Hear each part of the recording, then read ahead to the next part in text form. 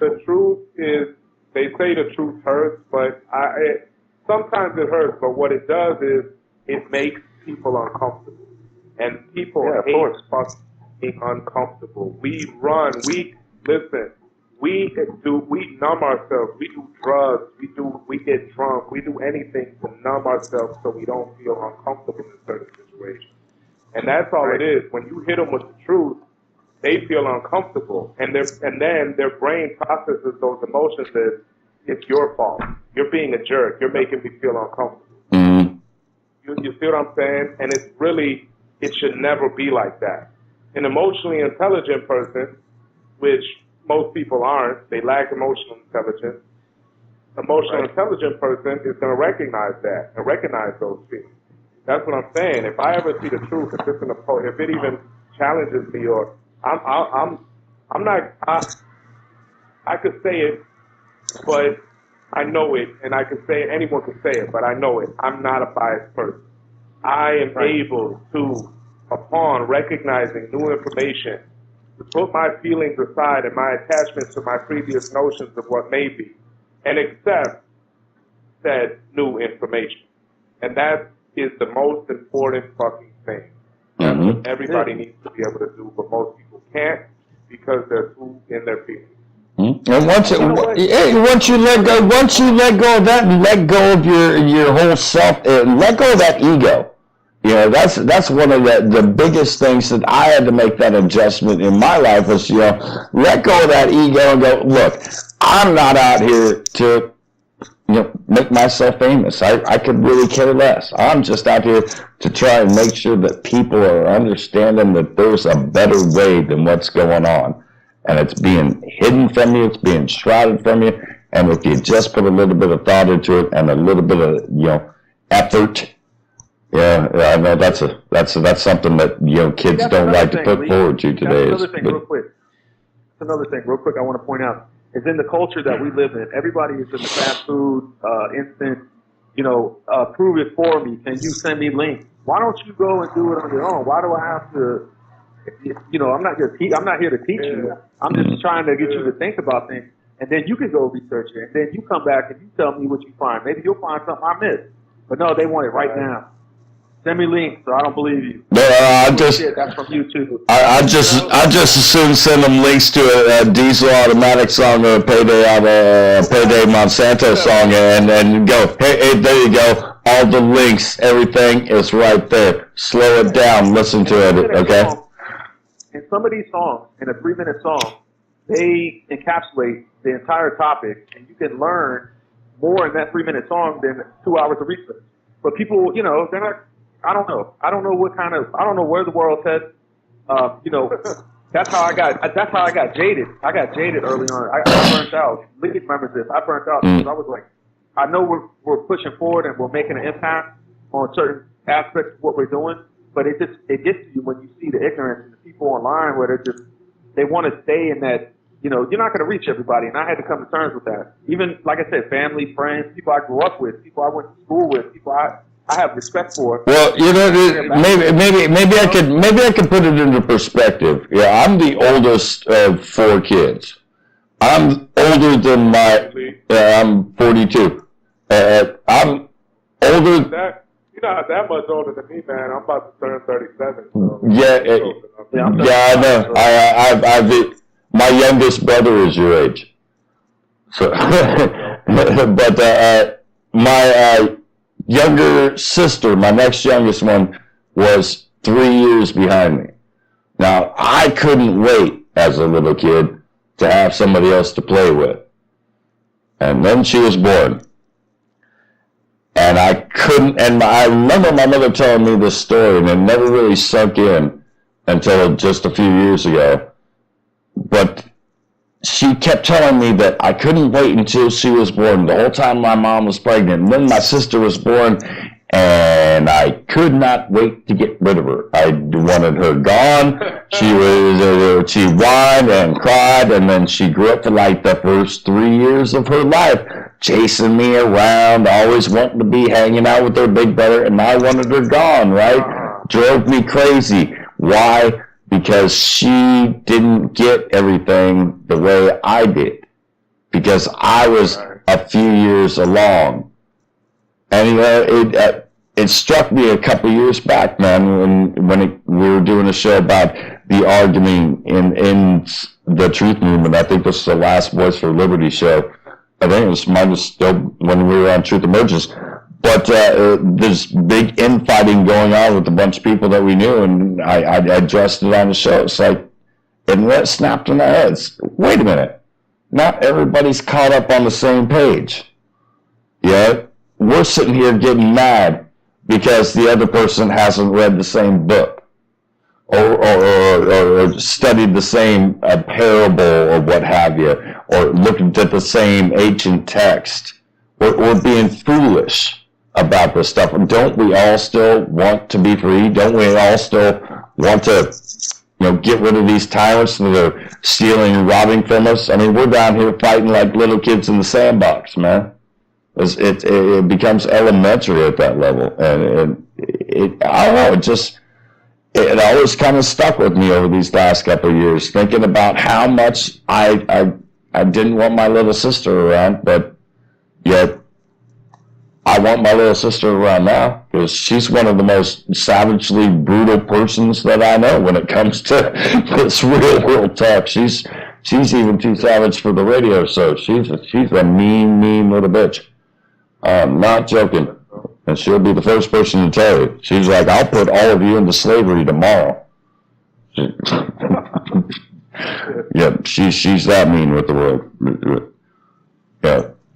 It's hard to get to lay blame on people that end up getting that mindset. It really is. I mean, with a few drinks, she calms down, but just saying. It's an aspect you can look back. I would never want to get rid of my little sister ever.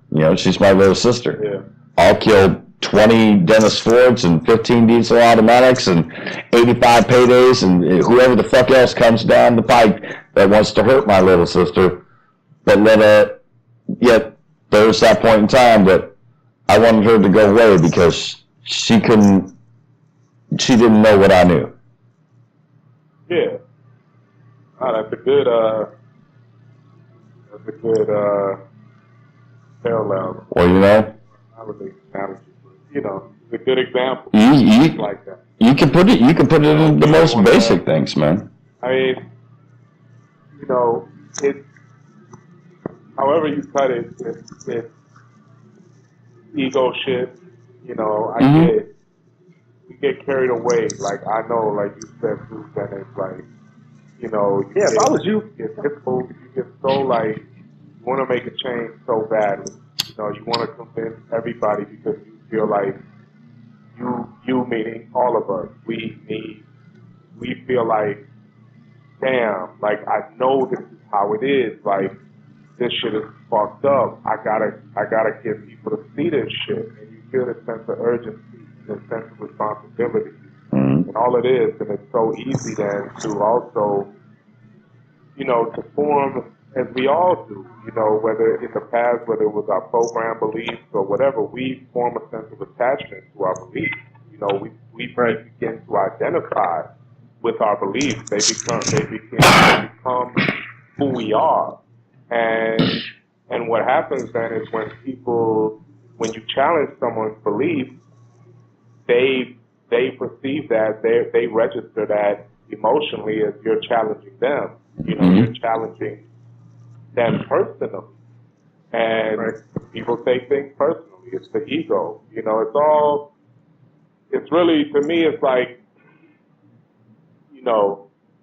I try to constantly remind myself that, it's not about me. It's not about me. And I don't have to be right. I don't have to be right. I don't have to be perfect. Maybe some of the stuff that I say isn't right. Maybe there's a different way. Maybe I don't know everything. I don't know everything. Why do we all fucking need to be right? Everybody needs to know everything. We're all out here trying to share what we know, trying to get people to think, use their own brains, think. Just take the information, process it, think about it, form your own conclusion. Like, nobody out here needs to be a fucking messiah, a prophet, Right. a revolutionary superhero. None of us have to do that. It's okay if we disagree. It's okay if we don't know everything. It's okay if somebody says something that challenges us, that challenges our beliefs. It's okay to say, you know what? Shit, you're right about that. Yeah, it's okay. You know, we should always, again, to me, it's very important. Emotions I know you went through that. Emotions are vital. Feelings are important. We have to deal with our emotions, but it's so important that we don't allow our emotions to override our logical, rational, reasonable, you know what I'm saying, faculties within our brain. Right.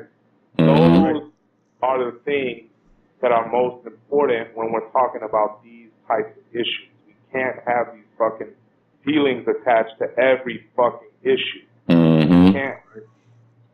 Yes, sir. I know you went through it too because I know you went through it too because part of watching you grow as an artist, I've watched you grow as an activist too.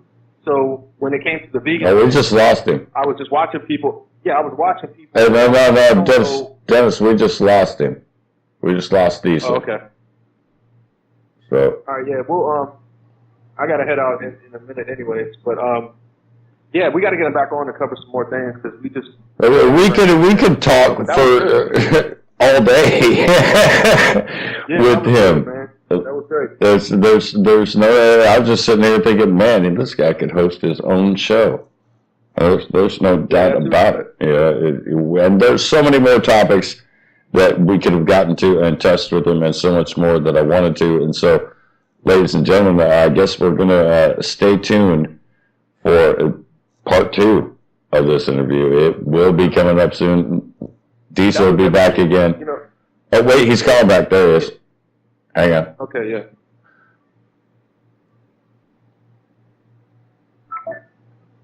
All right. Did I get him? Did I lose? No, I got him. I was just saying, man, that was everything and more than what I thought, it could be. We're going to try and give him here another chance to call back in. Hang on. There he is. See if I can bring him back. Technical difficult. Hello? Good now? Oh, there we are. We got him back now.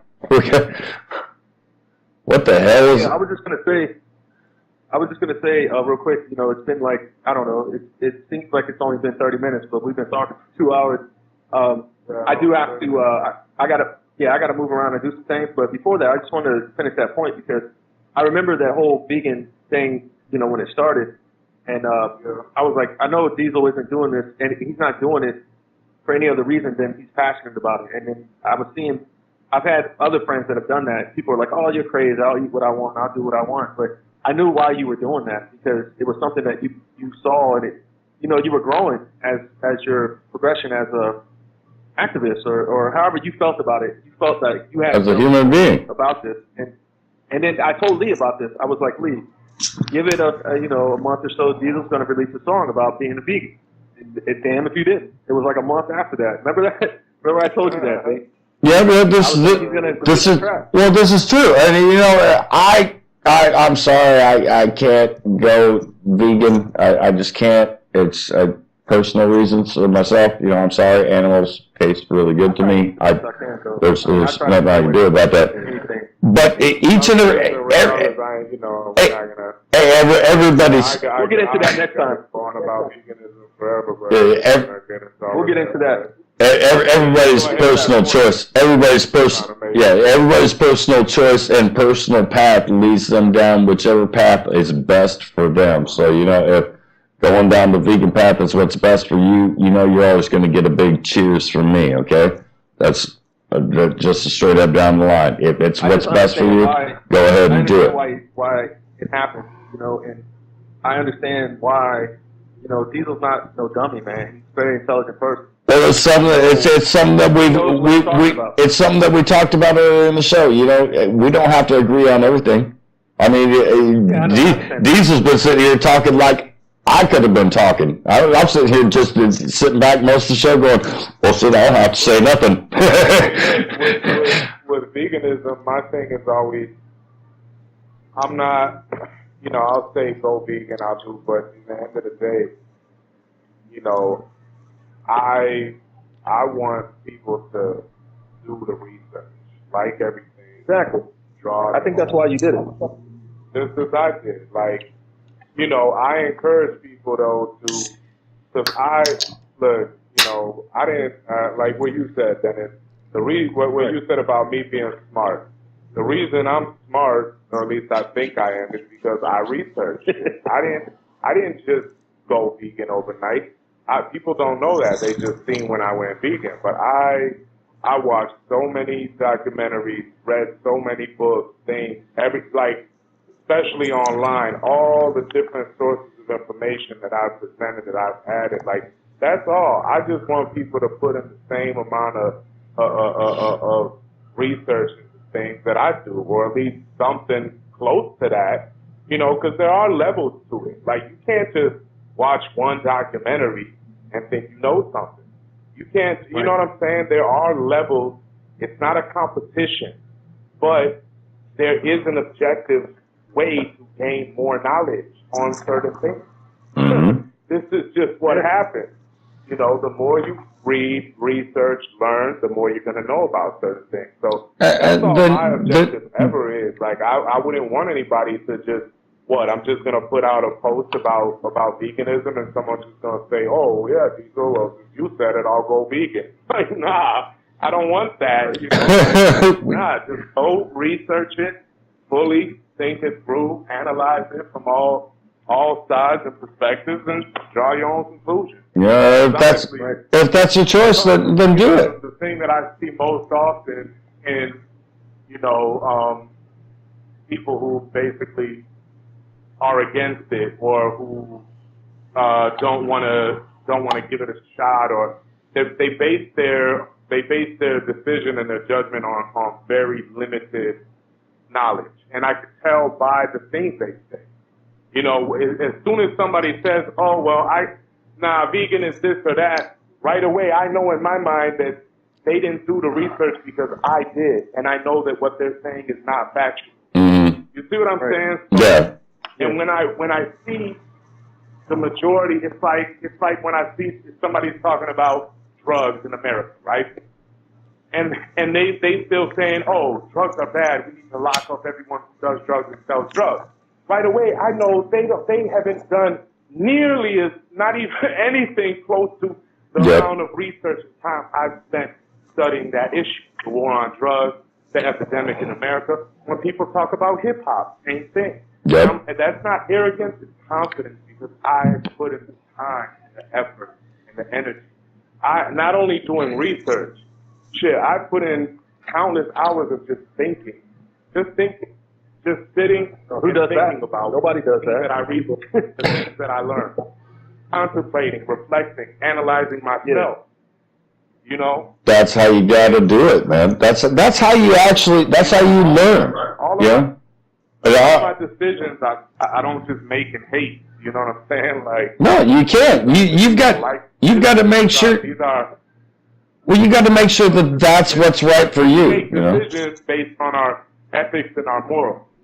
You know, we're not talking about, oh, am I going to decide to go to Florida on vacation or California?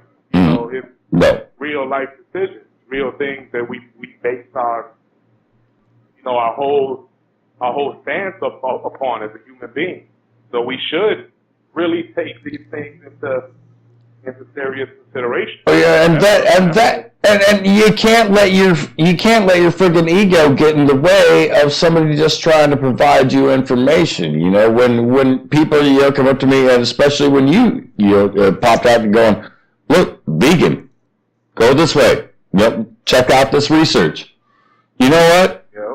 I took a look at it, and while I was eating a sandwich, admittedly, and I thought to myself, I need to eat more vegetables.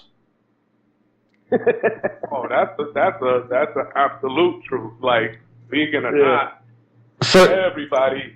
yeah, you know, An American diet, that's for sure. At the most, you know, I know there's a lot of those vegans out there that get all hate filled about you know, people that still eat, you know, animals and stuff like that, and I apologize to all of them, and you can send all their hate mail to Dennis Ford, ladies and gentlemen, because he loves reading all that. But no, seriously, there are some of us out there that, you know, we're not going to go full vegan, but hearing a vegan point of view and looking at the research that people provide from that aspect, just, you know, like we said, in a nice, calm manner, look, dude, we're not trying to shove a bunch of broccoli down your throat all the time, but here, check out this. You know what? Hey, if you start to eat a little bit more vegetables because somebody told you that, what's the problem? You're making yourself a little bit healthier, you know, you're helping yourself out. Yeah. It's not going to hurt you. I mean, you know, I think, you know, people get vegans, you know, don't get me wrong, I'm not saying, you know, I'm not trying to campaign as vegans are some type of abused and oppressed people, but vegans do pretty much have a difficult stance in society, being the vast minority, yet it's still, and feeling so strongly about it. Well, yeah, they get a bad rap. Like, but when you make a connection with these animals that most people view as food, and you actually view them as the sentient beings that they are, that can actually experience pain and fear and love and not want to be separated from their family and not want to be murdered. You know, when you make that connection that deeply with them, I mean, imagine that. So it's like how a lot of people connect with dogs, even their own dogs, just dogs in general. Someone has a dog on the street being abused, and they run to defend that dog. And it will happen out of nowhere. Or they will a human. Right, but that's how vegans see all animals, and we live in a world where most people not only don't see it that way, but they mock us for seeing it that way. You know, we're the part of the joke. And no, I understand exactly where you're coming from. That anger and that, you know, that even hate, it's understandable. I understand. I got to put this. I got to put this on a personal level. My girlfriend, the other week, you know, we live here in Iowa, and they're driving a shipment of the hogs down the road, and she's driving down the road, and she calls me up crying. She's like, "One looked at me, Lee." I was like, "Okay." Yeah. It's like, and it didn't register with me at first. I'm sitting there going, "Yeah, it's a pig. I've looked at a lot of pigs. I've cleaned out the hog troughs. Yeah. If you cleaned up a pig shit, you start to look at pigs a little bit differently. I'm sorry, but just kind of like you do with kids. But you know, they're actually the most intelligent domesticated animal in terms of like farm or pet. There are breeds of dogs that can be smarter than pigs, but pigs on average are even more intelligent than dogs. Yeah, right. Like there's videos you could see pigs behaving just like dogs. I know. They love. They you know, they're no dogs do it. Dogs do it. Raccoons do it. You know, muskrats do it. We have to, in terms of the food we eat in general, and it's not just animal products, just the food. We know we've been lied to. We know it's all GMOs. Everybody knows about GMOs, right? Everybody knows about Monsanto. That's where it all starts. Like people are like, okay, I become aware that we're being poisoned through our food, and then it's a progression. You get to different levels, and so you're right. It's all tied in. You know, it's all anything. If the standard American diet, which is mostly, you know, junk food, animal products, that's the norm in mainstream America. It's the norm for a reason. Mm-hmm. It's the norm for a reason, and we need to be questioning and changing it, all of it. You know, because we know, all of us know that whether you want to be vegan or not, you definitely at least need to stop eating the shit that, you know, is normally ate in the West, in America. Yep. because that is obviously all part of the plan. If it wasn't, they wouldn't push it on us. It wouldn't be the norm. You know, that's the way I see things. Is everything in America that is the norm, that is the widespread, widely accepted norm, is compromised. Don't do the opposite of that. Do something different. Do anything but what the fucking norm is. Yeah, exactly. That's funny you bring that up because going to the grocery store, most people won't even cross their minds that maybe 2 hours in that grocery store are going to be organic or non-GMO, and everything else in that store, no telling what's in that shit. You can't even read the ingredients on some of that shit. So I started realizing that.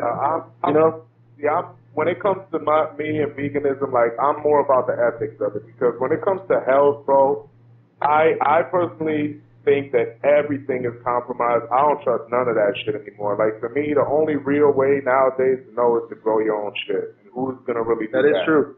Sure, I do think that, if you can eat organic, I used to. We generally know what's healthier and what's not. But health, to me, is such a complicated thing, and it's up to each individual. Like, how could we possibly know? Think about this. I'll put it in perspective. Like, every creature, every species of animal on this planet basically has a very simple diet. It's usually local, whatever is in their region, where their habitat is. You look at any kind of animal, whatever it is. And it's simple. It's some kind of vegetation locally, or some animal that they hunt down and kill with their fucking claws and their teeth. Only we are a species that has thousands upon thousands of food items to choose from and eat. How can that be healthy? I don't give a fuck if it's all organic, heirloom seed, whatever. How can that possibly be natural to us? To eat all these different wide varieties of food. That's not how nature works. We don't even know where we're from. We don't even know our habitat.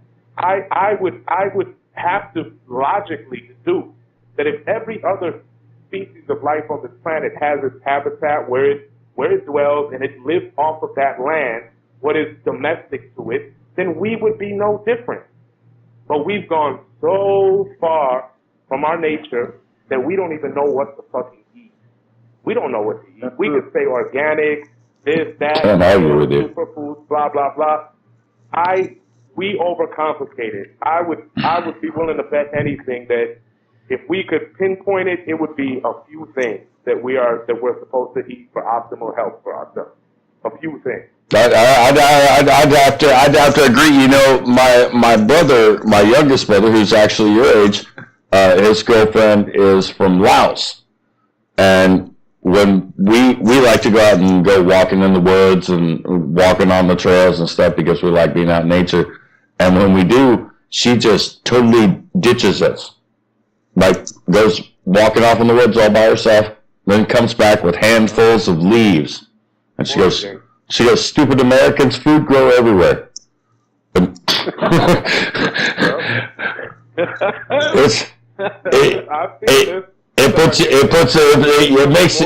makes you sit there and go in perspective, you know, I'll tell you that.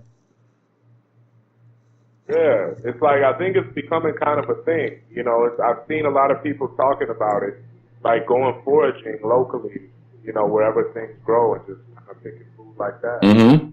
No, we do it around here with the morel mushrooms and all sorts of things. You know, I've been looking into it for the past couple of years. Yeah, morel mushrooms.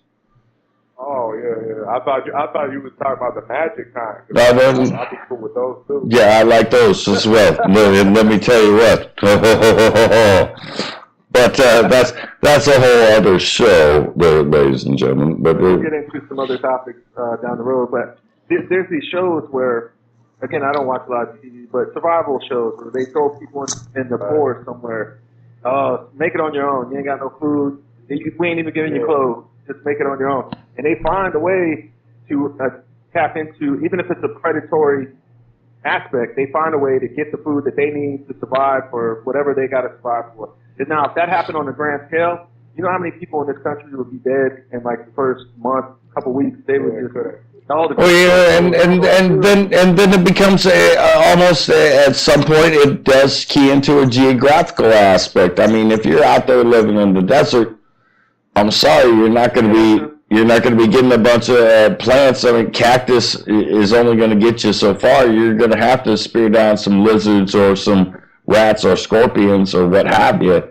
You know, just to get by. I mean, but the human mindset has become so brainwashed, like DISL said, you know, that we need 50,000 different places. What, Taco Bell's not open at 6 in the morning? What's going on here? We're throwing fits about this in modern day culture, as opposed to, you know, there's food growing all around us if we really look at it.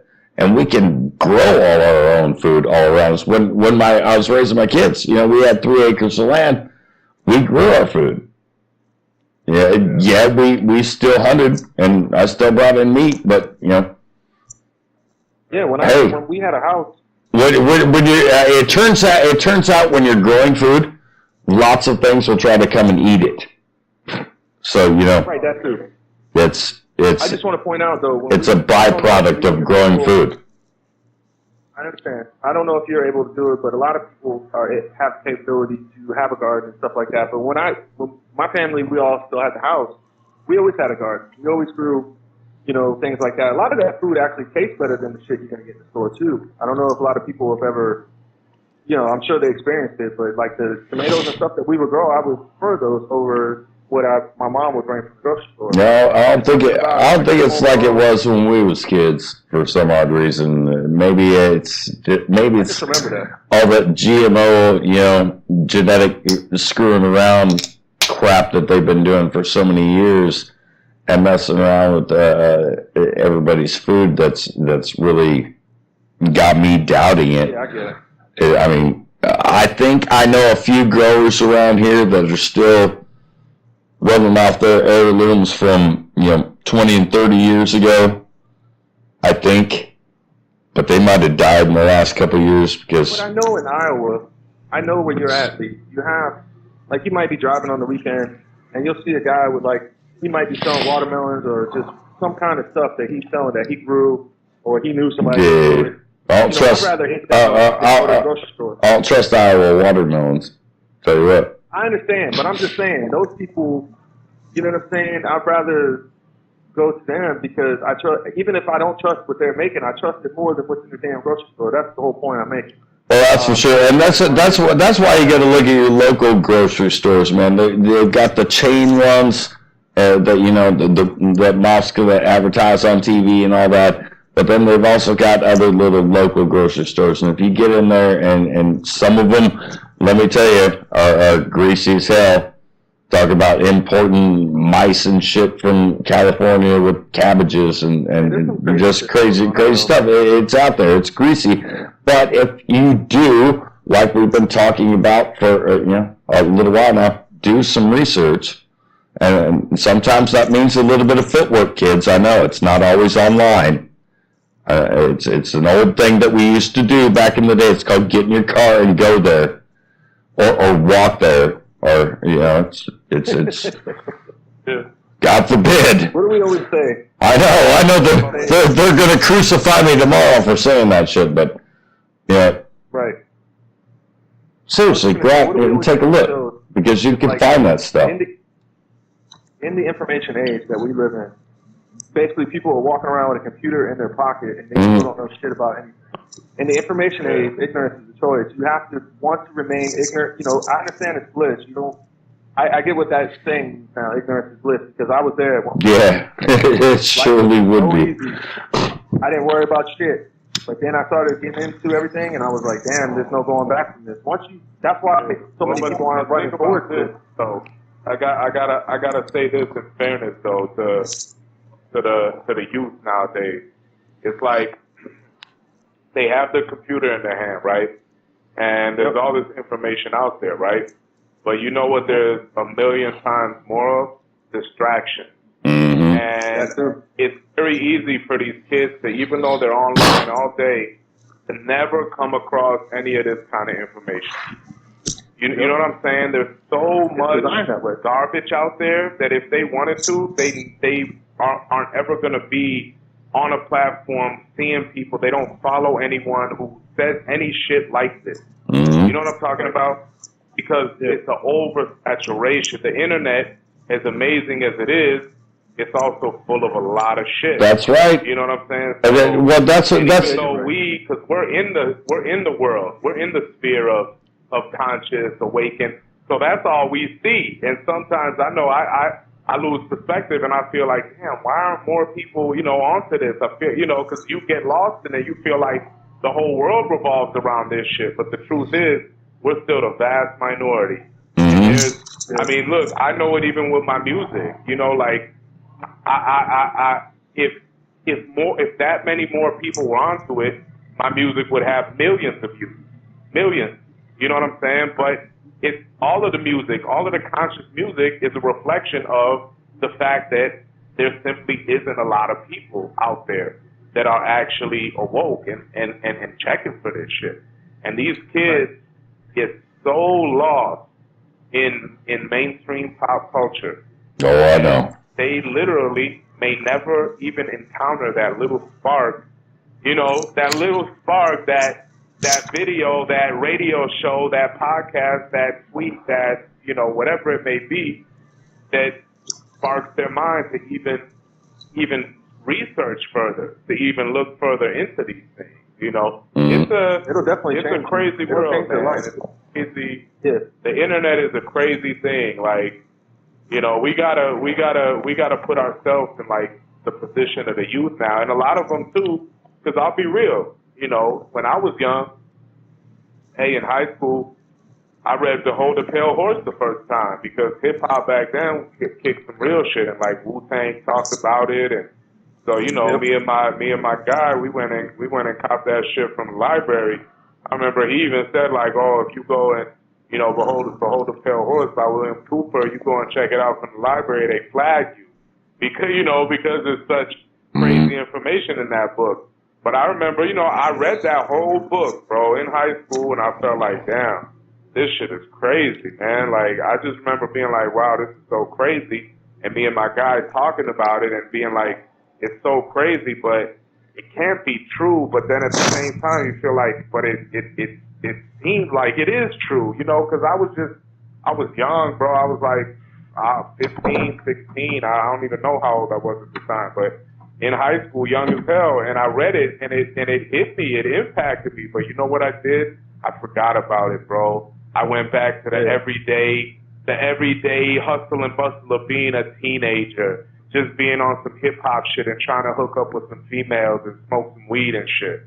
It's so easy as a youth. Not real talk, and that's why I always gotta have empathy and kind of with people who. Because I didn't even wake up, or whatever you want to call it, till I was damn near 30. Who am I to look at anybody on any kind of level? I got to have understanding that it's not easy, And this, for me, that was back in a time where I was still, like, even when I was rapping, I was still somewhat conscious because that was part of hip hop.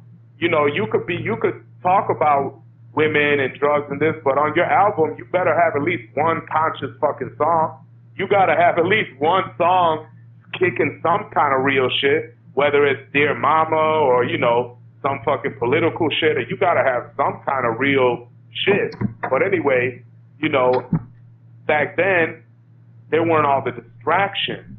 Now it is crazy for these kids, man. It's crazy. I can only imagine, like, bro, my bros, actually. If social media existed in my young days, it would have been. I would have been. You know what I'm saying? Like, I'd be in jail. Any crazy, wild shit. I was doing shows. I was performing. Women, money, drugs, all of that. Anything you know what I'm saying? And I know with that mindset I had, I would have got swept away by it. And I don't know if I ever would have even become who I am now. You know what I'm talking about? So I could completely empathize with these kids nowadays, and I don't really, I just hope that last thing I want to do with the youth is alienate them and make it. I just want to try to empathize with them, relate to them, understand where they're coming from, and hopefully, hopefully, hopefully that'll compel them to, you know what I'm saying, to at least get down with me as a person. If I could connect with them as a person, with even if it's one individual youth or if it's the youth online, if I could connect on them on some type of personal level where they like me as a person, like, all right, this cat's cool. He's not judging us. He understands where we're coming from.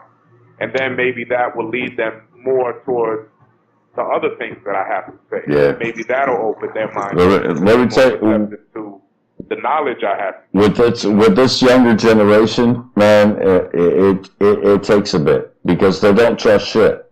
And God bless them, they shouldn't. They're just trustful of almost anything that is older than them.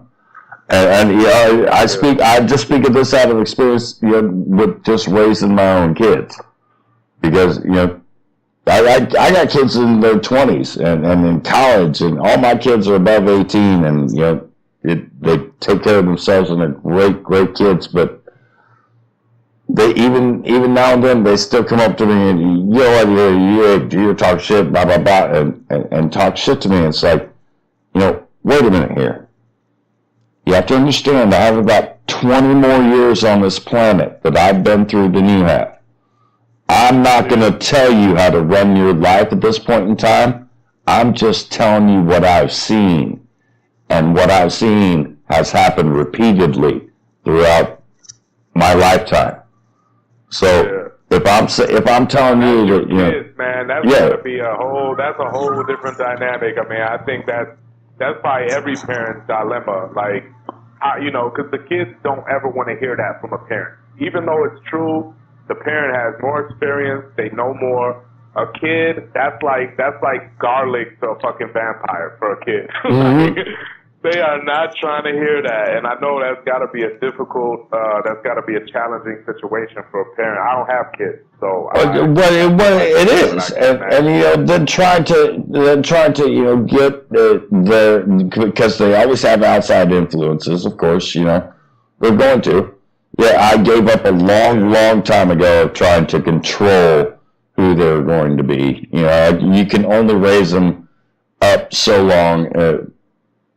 Telling them, so much before, they just start going out and doing things on their own, and you've got to start to accept that and then shape what they've done into better things and life lessons and all that fun stuff that I never wanted to ever do because, I didn't want to ever be an adult, for Pete's sakes. I just wanted to be a kid for my entire life and tell stupid dick and fart jokes. But no, I had to grow up. Had to have kids. Yeah, I don't know, bro. And all that stuff. So I don't know if kids are for me, to be honest with you. I don't know if that's something that I'm going to venture into at this point in my life. Don't worry about it, man. I had enough for both of us. We're set. Yeah. I mean, look, that's actually part of my reasoning for not wanting to have kids, is that there are plenty already of kids in this world, and if I did want to have a child, I could just adopt a child that's in need, So, that's a positive thing too. I realize how much goes into it, how great of a responsibility. Oh, buddy. And quite frankly, I have my own purpose, my own vision in life, and I just don't really see, at least at this point or any time in the never say never, man. The mid-distant future, I really don't see children coming into the equation. Yeah, never say never. I have a different path that I don't really think, especially having children at any point now, young babies, and it's not for me. I think maybe I could be like that 50-year-old dude who has his first kid when he's like 50. That might be when I'm just. If I feel like just kicking back in the mountain off the grid, if I'm able to build that up there, sustainable, and that I'm just chilling, got a good woman by my side, and then I might just want to say fuck it. But other than that, I'm well, you know, there's some, I hate to put it like this, but there's important roles that we all end up playing in life, you know, and some of us go out and have a whole bunch of kids when we're young. And the thing about that is we're parents. And so our kids are not always going to listen to us. And those of you out there that don't have kids, that put out a positive message that kids could possibly latch onto, look, I can't say enough good things about you. You know, because I have friends now that, and God bless them, they're all dead. But, you know, when my kids were young, these were the guys that show up, hey, let me dump a pound of meth on your coffee room table. It doesn't matter. The kids are sitting there. No, man, let me get them out of here. Yeah, these are the things that you end up going through with raising kids, man, when you got rough-ass friends and living that life, dude. I mean, I never claimed to be an angel back then, but, you know, shit, this is the things that you end up going through. And when the kids get to be older and start to making their own decisions, you just got to make sure that during the time that they were young, you're making a positive impact on what their beliefs are going to be. Because once they get to be about 12, 13, you're pretty much fucked. They're going to start doing whatever the hell they want to do, or at least as much as they can get away with. Yeah, and the more you restrict, the worse they get. Yeah, so I don't want to have to deal with any of that. I'm good off all of that. I'm fine. No. I wouldn't trade any of the experiences of raising my children or being with my children for anything at all. But you know, I'll tell you something. I know once you have kids and then it's okay. But I don't even want to be. I don't want to be in that situation at all. It's not okay for the first 10 years. Let me tell you. If I had kids, I'm sure I would. It would be I wouldn't change it for anything. I wouldn't trade it for anything. But since I don't have kids yet, and I know that that's not the life I want to lead. Mm-hmm. I think it would be responsible of me, in fact, to have kids, knowing that I have a different trajectory in life.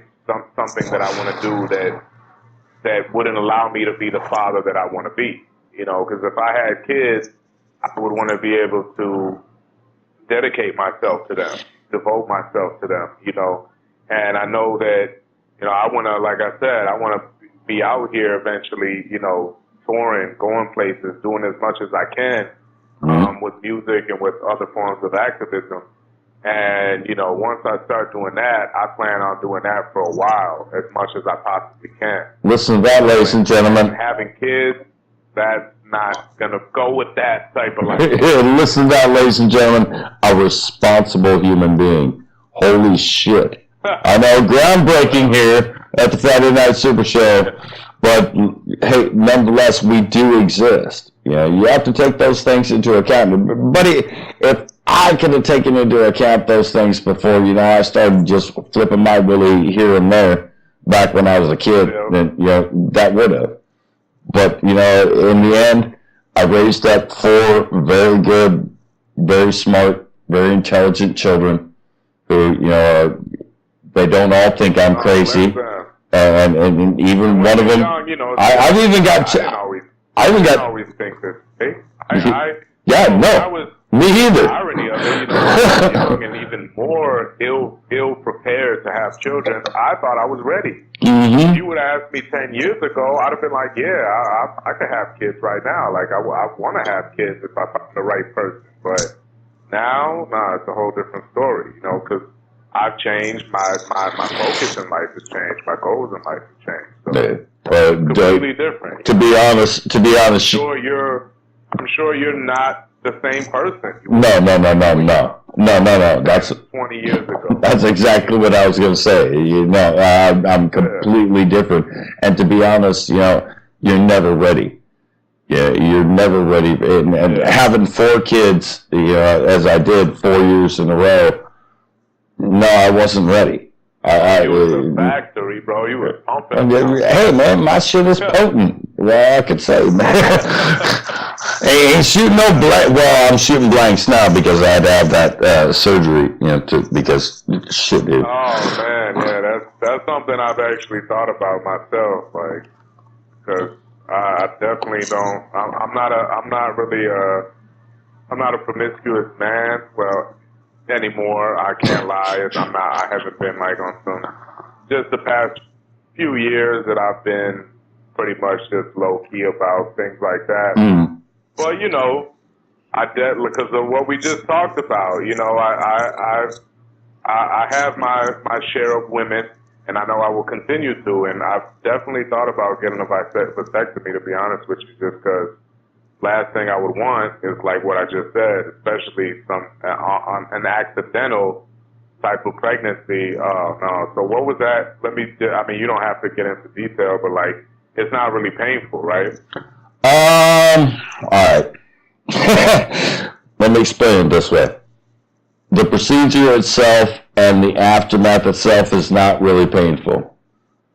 The first time you have to bust a nut after, that kind of stinks a little bit, because you gotta produce a sample afterwards. So you gotta make sure you ain't still firing, you know what I'm saying? Yeah, because it's probably like fucking backed up in there. Oh yeah, that probably should hurt. Yeah. Like get in. Well, it's a 2 week. Yeah, it's a 2 week wait from the operation till they want you to provide that sample, and you can't bust it up that whole time. So, yeah. But yeah, worth it, shit. I mean, if that's something that a person wants to do. Not that big. Well, I kind of had to, I was working, 17 hours a day, 6 days a week, and barely affording the 3 kids that we had, and my girlfriend, my wife at that point in time, turned up pregnant, and I was like, oh, this has got to stop. this has got to. Interesting side note: the night that I got my vasectomy, I picked up a bottle of gin, and my wife made me stay over at. I don't deal with hospitals and surgery well. I have like something in my brain that doesn't work that way, and so my wife made me stay over at my parents' house, and that night my dad broke my nose. Oh shit! Yeah, what a night! While you got drunk and. I had stitches in my balls, an ice pack jock strap, because that's what they give you. Yeah. All I did was ask my brother to go fucking, ask my dad to fucking load a bowl. And my brother was like, you ain't gonna fucking come back here and load a bowl. And I was like, I got stitches in my balls. He'll come and load a bowl for me. And I got up and I limped my way over to the door. And then my brother threw a full can of beer in my back. So then it was time to fight, obviously, I turned around, waved my fucking gin bottle at him, and he charged at me, head down, right towards my balls, and so I just started swinging. The old man fucking broke in the room, grabs me by the back of the head from behind, whap, whap, whap, 3 right in the nose. Blood fucking explodes everywhere. Like, for fuck's sakes! God damn! Why did he come at you like that, not your brother? Oh, 'cause I'm bigger. Okay. Damn, that's a shit. He opens up the fucking. He opens up the door. He opens up the door. My brother had already charged at me. I'm already beating him down. He opens up. I'm the one on top. Yeah. That was his excuse. You're the one on top. Couldn't grab him. He's down there. He definitely didn't have to punch you 3 times in your nose. He could have pulled you off and broke it up. That wasn't very nice of him. The old man used to hold a grudge, and when I was 8, I did kind of like lean my head off the side of a merry-go-round and catch him in his face, and broke his nose in 7 places. And he never breathed right for the last. Hold on a second. I gotta fucking get this wrapped up, man. I got Things go on. I will talk to Diesel for the next 48 fucking hours if fucking we keep going like this, dude. This will not stop. I'm serious. Okay, I'm sure. I had to go take care of something in the show. I don't know. I told Lee I muted myself, but I got to take care of something else. But I didn't know if you guys were going to keep going or what. So do I.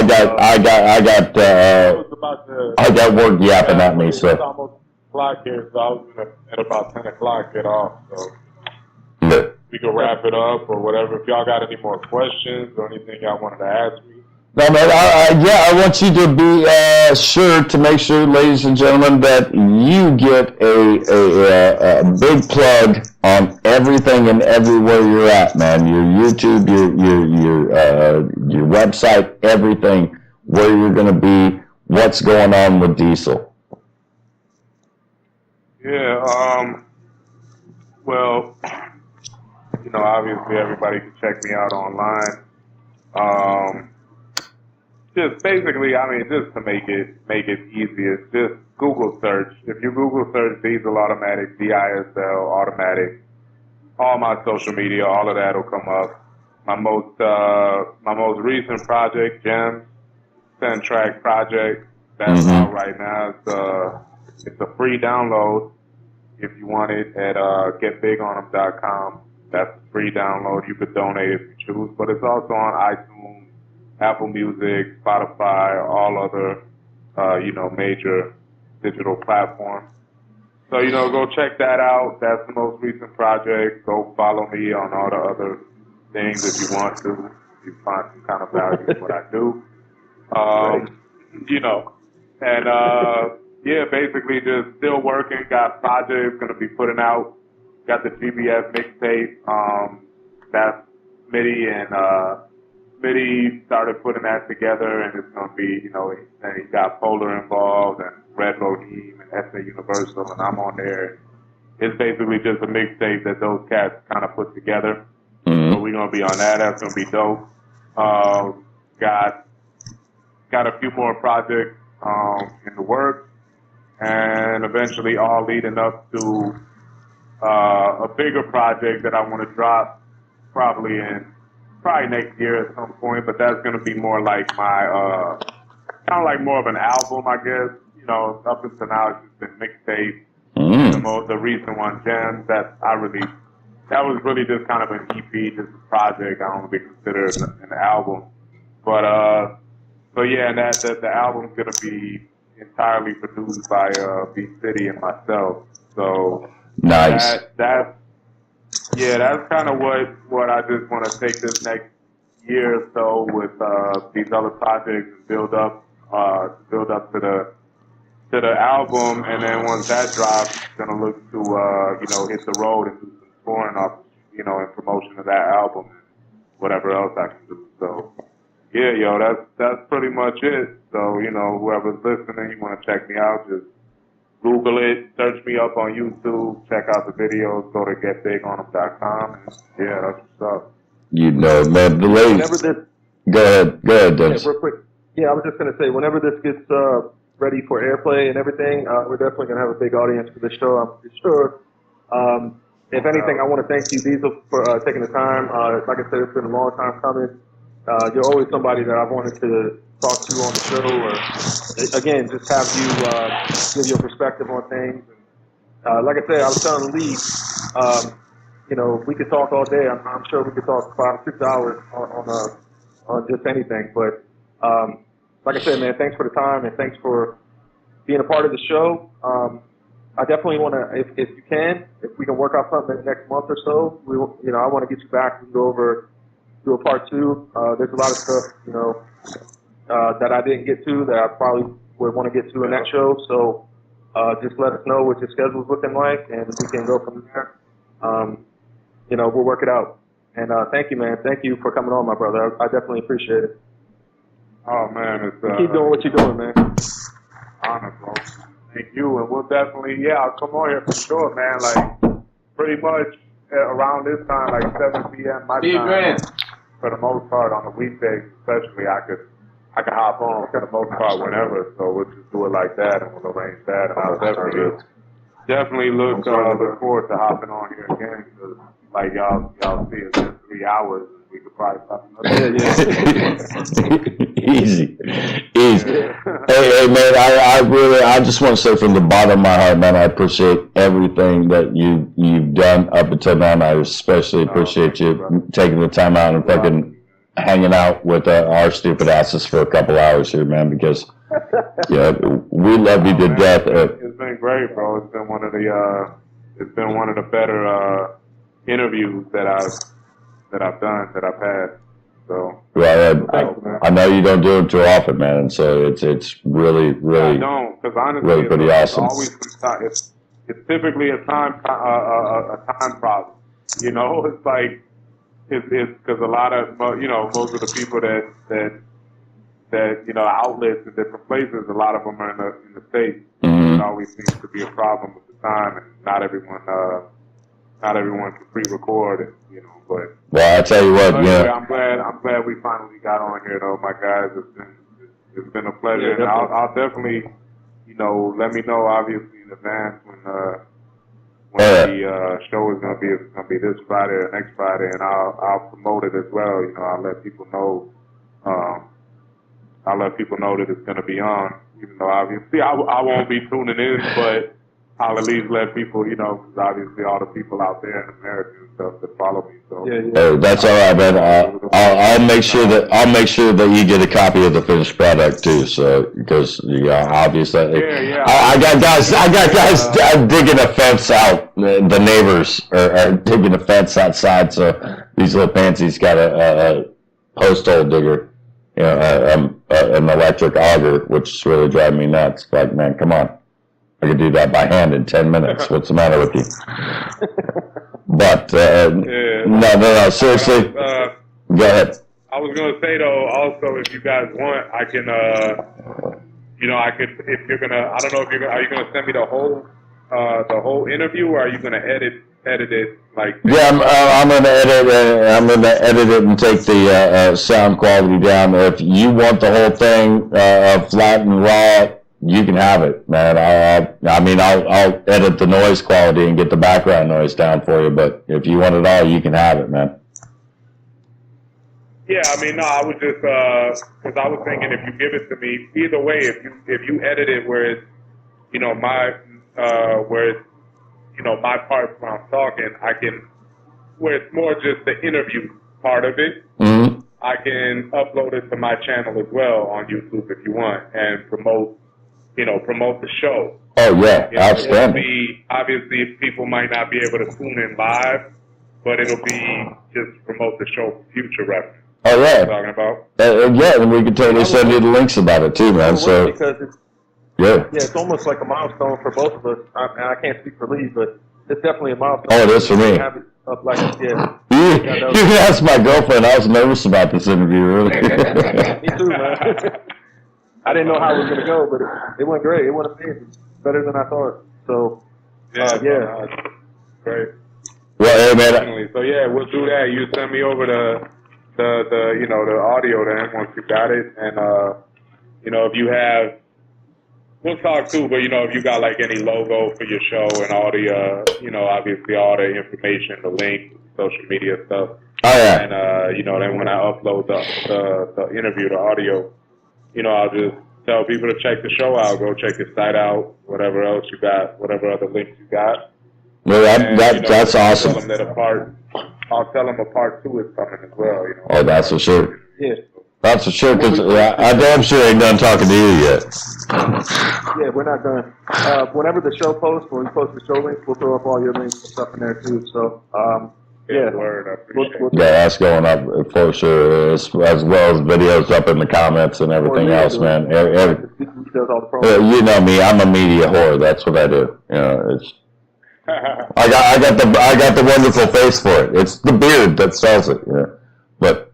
Yeah, the beard. All right. No, seriously, I do got to get up out of here. I've been holding a piss for 3 hours. I've drank 9 beers, boys. You got to help me here. It's been a pleasure, you guys.